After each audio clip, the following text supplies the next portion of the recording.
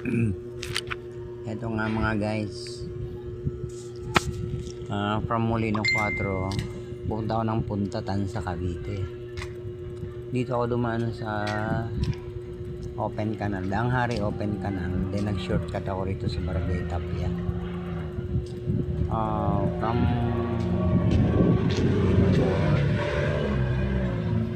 hanggang Tansa nakuha ko lang ng 50 minutes, kasi kung iikot pa ako sa Paliparan, Dito lang muna ako guys, magbike sa malapit. Paliparan Yun nga lang, nagtulak. 13, tapos down to Tansa, malayo, matagal, abuti ng mga 2 hours yun. Ito 50 minutes lang yun nga lang, pagtawid mo rito sa tulay na to, maglalakad ka kasi ang taas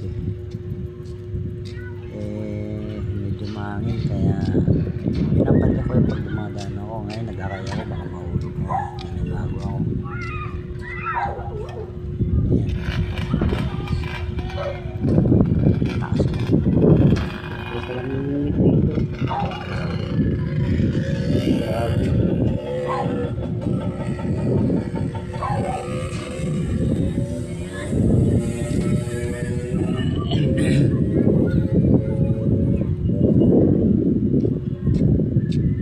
Mga kabataan, nagdaan ng tulay.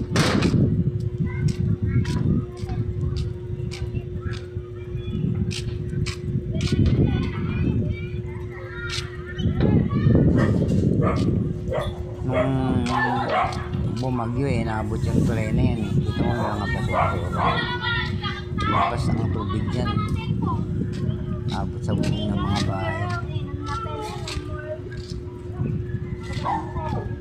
Grabe, taas-taasan ng tulay na yan, inabot pa ng baha.